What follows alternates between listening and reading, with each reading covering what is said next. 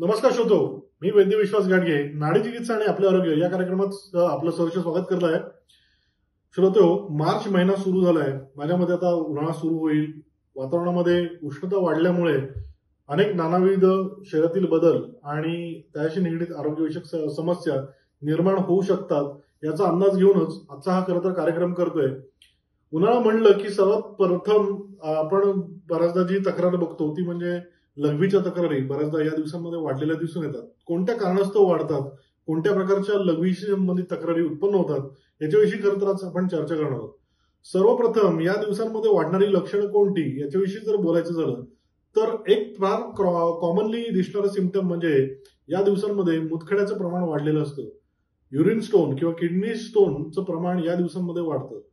तर याच्याविषयी बोलायचं झालं तर या दिवसांमध्ये एकतर आपण पाणी भरपूर पित असलो तरी खूप प्रमाणात घामावाटे शरीरातील पाण्याचं प्रमाण पाणी निघून जात असतं आणि त्यामुळे तुमच्या लघवीचं प्रमाण कमी होतं, युरिन आउटपुट कमी होतं, कॉन्सन्ट्रेटेड युरिन पास व्हायला लागते आणि आपल्या युरिनमध्ये किंवा मूत्रमार्गामध्ये जर अतिरिक्त प्रमाणात क्षार साठलेले असतील तर हे क्षार खाली बसून त्या क्षारांपासून मुतखडा किंवा किडनी स्टोन तयार होतो. तर हा जो काही किडनी स्टोन ज्याला आम्ही मूत्राशमरी म्हणतो हा विशेष करून आधुनिक शास्त्रानुसार कॅल्शियम ऑक्झॅलेट किंवा युरिक ऍसिड या घटकांपासून बनलेला असतो. याची मूळता कारण बघितली तर जे व्यक्ती पाणी कमी पिण्यात ठेवतायत किंवा बराच काळ मूत्र विसर्जन करत नाहीत, लघवीला जाऊन येत नाहीत, बराच काळ लघवी साठवली जाते, त्यांच्या बाबतीमध्ये मुतखडा होण्याचं प्रमाण वाढलेलं असतं.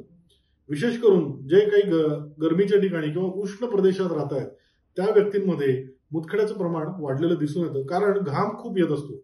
पाणी कितीही प्यायलं तरी ते शरीराला कमी पडत असतं. काही काही व्यक्तींच्या बाबतीमध्ये असं घडतं की ते ज्या ठिकाणचं पाणी पित आहेत त्यामध्ये क्षाराचं प्रमाण जास्त आहे. त्यामुळे तुमच्या शरीरातील क्षारांचं प्रमाण वाढतं आणि त्यांनी मुतखडा तयार होतो. काही काही व्यक्तींमध्ये नॉनव्हेज खाण्याचं प्रमाण जास्त असतं. काही काही व्यक्ती दररोज भरपूर प्रमाणात दुधाचं सेवन करतात. काही जणांच्या बाबतीमध्ये कॅल्शियमयुक्त पदार्थ भरपूर खाल्ले जातात, कॅल्शियमच्या गोळ्या भरपूर घेतल्या जातात, त्यांच्या बाबतीत सुद्धा मुतखड्याचं प्रमाण वाढलेलं असतं.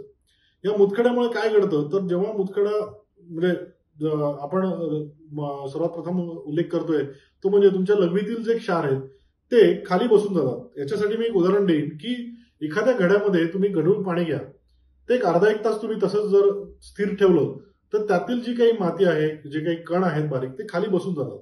तर त्याचप्रमाणे आपल्या लघवीच्या पिशवीत सुद्धा किंवा युरिनरी ब्लॅडरमध्ये सुद्धा जेव्हा युरिन कलेक्ट होते तेव्हा बराच काळ साठवून राहते तेव्हा त्यातील क्षार खाली सेडिमेंट होतात आणि त्या क्षारांपासून मुतखडा तयार होतो.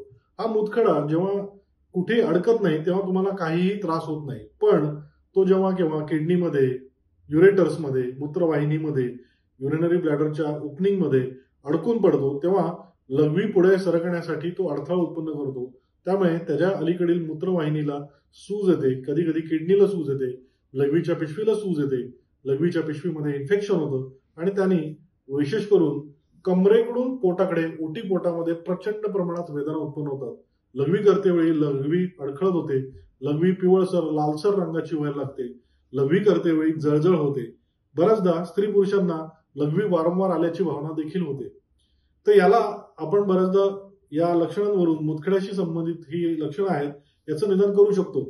याच्याविषयी काय घरगुती उपाय आणि औषधोपचार करू शकतो याच्याविषयी मी कार्यक्रमाच्या शेवटी येईनच. याच्याबरोबरच अजून एक मी उल्लेख करेन तो या दिवसांमध्ये जाणवणारा म्हणजे वारंवार लघवीला जावं लागणे ही जी तक्रार असते याच्याविषयी पण मी बोलेन की ही फार कॉमनली समाजात दिसणारी तक्रार आहे. ही जी तक्रार आहे ती विशिष्ट वयोमानातील व्यक्तींमध्ये जास्त करून दिसून येते.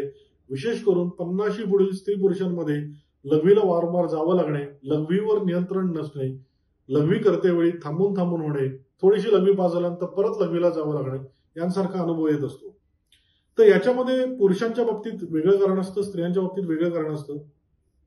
सर्वात पहिल्यांदा मी उल्लेख करेन तो म्हणजे प्रोस्टेट ग्रंथीचा. तर पुरुषांमध्ये पौरुष ग्रंथी म्हणजे प्रोस्टेट ग्लँड असते, ही बऱ्याचदा 50 नंतरच्या पुरुषांमध्ये त्याचं आकारमान वाढायला लागतं. या प्रोस्टेट ग्रंथीशी निगडीत पेशींचा आकार वाढतो, संख्या वाढते, त्याचं आकारमान वाढतं आणि त्यामुळे त्याच्या जवळच असलेली युरिनरी ब्लॅडर किंवा मूत्राशय जे आहे किंवा त्याशी निगडीत ज्या युरेटर्स मूत्रवाहिनी आहेत त्यावर दाब पडू लागतो आणि मग यामुळे या व्यक्तींच्या बाबतीत असं घडतं की एका वेळेस पूर्णपणे सगळी लघवी पास होत नाही लघवी थांबून थांबून होते. लघवी करताना खूप जोर द्यावा लागतो. काही वेळेस लघवी करतेवेळी जळजळ देखील होत असते. तर पुरुषांमध्ये मोस्ट ऑफ टाइम्स हे प्रोस्टेट ग्रंथीची वाढ हेच कारण असतं. स्त्रियांमध्ये मात्र वेगळे कारण असतं. स्त्रियांमध्ये पौरुष ग्रंथी किंवा प्रोस्टेट ग्लँड नसते, पण स्त्रियांमध्ये या युरिनरी ब्लॅडर किंवा मूत्राशयाशी निगडीत जे स्नायू आहेत ते कमकुवत झाल्यामुळे या स्त्रियांच्या बाबतीमध्ये असं दिसून येतं की एकदा लघवीला जाऊन आल्यानंतर परत लघवीला जाण्याची इच्छा व्हायला लागते. विशेष करून काही काही वयस्कर स्त्रियांमध्ये असं लक्षण दिसून येतं की अगदी तुम्ही टॉयलेटमध्ये पोहोचेपर्यंत थोडीशी लघवी पास झाल्याचा अनुभव येतो. ते ड्रिपिंग होतं. याचं कारणच असतं की शेवटी युरिनरी ब्लॅडरशी निगडीत जे काही स्नायू आहेत, ज्याला आपण युरिनरी स्पिंक्टर्स म्हणू, ते कमकुवत झालेले असतात. त्यामुळे आपण टॉयलेटला जाईपर्यंत लघवी धरून ठेवणं जी प्रक्रिया आहे ती फार कमी झालेली असते आणि त्यामुळे ड्रिपिंग होऊ लागतं, लघवी पास होऊ लागते. काही वेळेस शरीरातील वातदोष वाढल्यामुळे सुद्धा तुमच्या मूत्राशयाच्या बाबतीतील स्नायू किंवा मूत्राशयाच्या बाबतीतील जे काही त्याचं ओपनिंग आहे ते कमकुवत झाले असतं आणि त्यामुळे सुद्धा या स्त्रियांना त्रास होत असतो. स्त्रियांमध्ये विशेष करून वारंवार लघवीला जावं लागणे, लघवी करतेवेळी जळजळणे, थेंब थेंब लघवी होणे, याच्या बाबतीत कारण जर बघितलं तर मूत्र मार्गामधील संक्रमण किंवा युरिनरी ट्रॅक इन्फेक्शन असं याच्या बाबतीत कारण ठरलेलं असतं.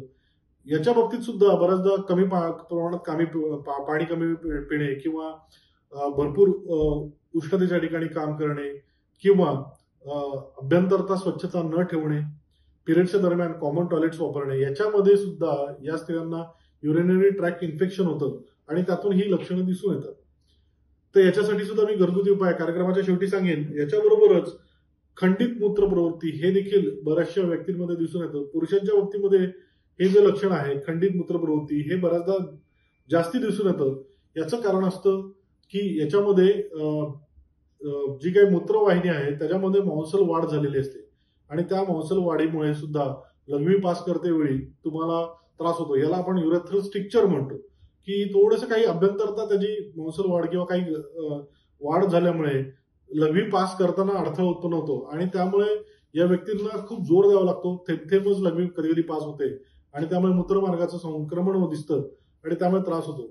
हा प्रकार तुमच्या स्त्रियांच्या बाबतीत सुद्धा होतो आणि त्यामुळे या स्त्रियांमध्ये वारंवार युरिनरी ट्रॅक इन्फेक्शन म्हणा किंवा युरिन पास करतेवेळीचे त्रास झालेले आढळून येतात. तर मग आता याच्यामध्ये घरगुती उपायांकडे येताना सर्वप्रथम जो उल्लेख जर केला मुतखड्याच्या बाबतीत जर तुम्हाला मुतखडा झाला असेल तर काय काय घरगुती उपाय करू शकता याच्याविषयी बोलायचं झालं तर सर्वप्रथम भरपूर प्रमाणात पाणी प्या. भरपूर पाणी प्यायल्यामुळे लघवीला साफ होईल. बारीक सारीक जे मुतखडे किंवा युरिन स्टोन असतील ते फ्लश आउट होऊन जातील किंवा तुमच्या युरिनमध्ये अतिरिक्त प्रमाणात क्षार निर्माण होत असतील तर ते सुद्धा शरीराबाहेर टाकले जातील आणि मुतखडा होण्याचं प्रमाण कमी होऊन जाईल. त्याच्याशी निगडीत त्रास कमी होईल. दुसरा आहे लिंबू रस आणि मध याचं जर सेवन तुम्ही केलं तर ते तुम्हाला उपयोगी पडू शकतं. तिसरं महत्वाचं म्हणजे भेंडी. याचा उल्लेख बऱ्याच व्यक्तींनी केलेला की भेंडी याच्यामध्ये काही घटक असतात ज्याच्यामुळे क्रिस्टल फॉर्मेशन कमी होतं. मुतखडा तयार होण्याची जी प्रक्रिया आहे ती कमी होते. त्यामुळे भेंडीचं सेवन केलं, भेंडी पाण्यात भिजवून ते पाण्याचं सेवन केलं तर त्याने सुद्धा मुतखडा तयार होण्याचे प्रमाण कमी होतं. मुतखडा फुटण्यासाठी मदत होते. त्याचबरोबर कुळीथ हे आपल्या सगळ्यांच्या घरात असतं. कुळीथाचं कडण जर घेतलं तर त्यांनी भेदन होतं म्हणजे मुतखडा फुटून तो त्याचे तुकडे लघवी वाट्या निघून जाण्यासाठी मदत होऊ शकते. त्याचबरोबर बार्ले वॉटर किंवा इव्हन आपल्या घरातील राजमा हा देखील याच्यासाठी उपयोगी आहे असं बऱ्याच जणांचं म्हणणं आहे. तुम्ही तुमच्या आहारामध्ये त्याचा वापर करा. मुतखड्यासाठी ते नक्कीच मदतीचं ठरेल. आयुर्वेदिक औषधांमध्ये वरुणादी काढा हा अतिशय उपयोगी पडणार आहे. जेव्हा कोणी व्यक्तींना वारंवार मुतखडा होण्याची प्रवृत्ती आहे त्या व्यक्तींनी वरुणादी काढा या औषधाचं नियमित सेवन करा. ते तुम्हाला भरपूर उपयोगी पडेल.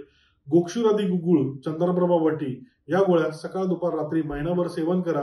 मुतखडा होण्याचं प्रमाण कमी होईल. मुतखडा असेल तर तो लघवी वाटेत निघून जाईल. त्याचबरोबर पाषाणभेद, पुनर्नवा आणि गोखरू या वनस्पती चूर्णांचं मिश्रण करून त्याचा जर काढा दररोज सकाळी अनाशापोटी घेतला तर मुतखडा होण्याचं प्रमाण कमी होईल. मुतखडा फुटून बाहेर निघून जाण्यासाठी मदत होऊ शकेल. याच्यामध्ये मी उल्लेख केला वारंवार लघवीला जळजळ होणे. ज्या व्यक्तींना लघवीला वारंवार जळजळ होते विशेष करून उन्हाळ्यामध्ये त्यांनी भरपूर प्रमाणात पाणी प्या. जेव्हा केव्हा तुम्हाला लघवीला जळजळ होते तेव्हा धने जिऱ्याचं पाणी प्या. धने जिऱ्याचं पाणी प्या म्हणजे कसं करा की रात्री 1 लिटरभर पाण्यामध्ये तुम्ही 2 चमचे धने पावडर, 2 चमचे जिरे पावडर रात्रभर भिजत ठेवा आणि दिवसा जेव्हा केव्हा तहान लागेल तेव्हा तेव्हा या धनेजिऱ्याचं पाणी प्या. हे तुम्हाला भरपूर उपयोगी पडणार आहे. आता उन्हाळ्याच्या दिवसांमध्ये बाजारामध्ये वाळा मिळतो. त्या वाळा तुम्ही पाण्यात भिजत ठेवून त्या वाळ्याचं जर पाणी प्यायलं तर ते अतिशय सुंदर औषध आहे. त्याने लघवीची जळजळ थांबायला मदत होते, लघवी साफ व्हायला मदत होते. या वाळ्यापासून उशिरासव नावाचं औषध आयुर्वेदामध्ये तयार होतं. तर ह्या उशिरासवाचं सेवन केलं तर ते सुद्धा तुम्हाला भरपूर उपयोगी पडेल. आपल्या सगळ्यांच्याच घरात चंदनाचं खोड असतं. चंदन उगाळून त्याचं एक पाव चमचा चंदनाचा गंध थोडासा मधाबरोबर जर घेतला तर लघवीची जळजळ कमी होते. लघवीला जो काही एक विशिष्ट दुर्गंध येत असतो तो कमी होण्यासाठी मदत होते. त्याचबरोबर लघवीची जळजळ कमी होण्यासाठी तुम्ही कामदुधा रस नावाची गोळी घेऊ शकता. चंद्रकला रस नावाची गोळी घेऊ शकता. मगाशी उल्लेख केल्याप्रमाणे गोक्षुरादी गुळ किंवा चंद्रबाबा वाटी या गोळींचं सेवन केलं तर त्याने सुद्धा तुमची लघवीची जळजळ कमी व्हायला मदत होऊ शकेल. ज्या व्यक्तींना वारंवार लघवीला जावं लागतं, आता प्रोस्टेट ग्रंथीचा उल्लेख मगाशी मी केला, तर प्रोस्टेट ग्रंथीसाठी तुम्ही काय घरगुती उपाय करू शकता. तर याच्यामध्ये तुम्हाला करवंदाच्या बिया या अतिशय उपयोगी पडतात किंवा भोपळ्याच्या बिया या अतिशय उपयोगी पडतात. त्यांनी प्रोस्टेट ग्रंथीची वाढ कमी होते असं काही शास्त्रज्ञांचं मत आहे. तर तुम्ही हा घरगुती उपाय करून पहा. आयुर्वेदिक औषधांमध्ये मी विशेष करून उल्लेख करीन ते म्हणजे कांचनार गुगुळ, गोक्षुरादी गुगुळ आणि चंद्रप्रभा वाटी यांचं सेवन केलं तर प्रोस्टेट ग्रंथीची वाढ कमी व्हायला आणि प्रोस्टेट ग्रंथीची वाढ झाल्यामुळे उत्पन्न झालेली लक्षणं कमी होण्यासाठी मदत होऊ शकेल. ज्या स्त्रियांना वारंवार लघवीला जावं लागतंय त्या स्त्रियांनी त्रिवंग भस्माचं सेवन करा. त्यांनी त्यांना मदत होऊ शकेल. किंवा अगदी साधा सोपा उपाय आवळा आणि हळद या चूर्णाचं सेवन मधाबरोबर जर केलं तर वारंवार लघवीची जायची इच्छा आहे, जावं लागणं आहे ते कमी व्हायला मदत होऊ शकेल. निश्चितच ज्या ज्या व्यक्तींना वारंवार लघवीला जावं लागते त्या व्यक्तींनी पहिल्यांदा त्यांची साखर तपासणं खूप गरजेचं ठरेल. कारण रक्तातील साखर वाढल्यामुळे सुद्धा सर्वप्रथम लक्षण दिसतं ते म्हणजे वारंवार लघवीला जावं लागणं. शेवटचा अजून एक उल्लेख आपण करू. खंडित मूत्रप्रवृत्ती म्हणजे युरेथ्रल स्ट्रिक्चर असेल आणि तुम्हाला लघवीची तक्रार होत असेल, लघवी करताना थेंब लघवी होत असेल तर शंखवटी या गोळीचं सेवन करा. त्याचबरोबर गोक्षुरादी गुळ, चंद्रप्रभा वाटी याचा पुन्हा उल्लेख करीन, याचं सेवन करा. कांचनार गुगुळ हे सुद्धा युरेथ्रल स्ट्रिक्चर कमी करण्यासाठी उपयुक्त ठरतं. मी आशा करतो की लघवीच्या संदर्भातील तक्रारी आणि त्याच्यावरचे काही घरगुती उपाय, आयुर्वेदिक उपचार मी आपल्याला जे काही आज सांगितलेले आहेत हे नक्कीच आपल्याला तुमच्या दैनंदिन जीवनामध्ये उपयोगी पडतील. हा कार्यक्रम आपल्याला आवडला असेल अशी आशा करतो आणि आपल्या सगळ्यांना आवाहन करतो की आमचं आयुर्वेद हेल्थ केअर हे युट्यूब चॅनल सबस्क्राईब करा. आपल्या जवळचे परिचित, आपले मित्रवर्ग, नातेवाईक यांना सुद्धा आमच्या आयुर्वेद हेल्थ केअर या युट्यूब चॅनल विषयीची माहिती द्या, जेणेकरून हा माहितीपर कार्यक्रम अधिकाधिक लोकांपर्यंत पोहोचेल. आणि नक्कीच आपल्या सगळ्यांनाही विनंती करतो की आपल्याला आरोग्यविषयक काही तक्रारी असतील, आजच्या कार्यक्रमाशी निगडीत काही शंका असतील तर आमच्या कमेंट बॉक्समध्ये कमेंट करा. नक्कीच आपल्याला या विषयावर किंवा या आपल्या प्रश्नांवर उत्तर देण्याचा मी प्रयत्न करीन. नवीन विषय घेऊन आपल्या भेटीस पुन्हा येणार आहे. तोपर्यंत नमस्कार.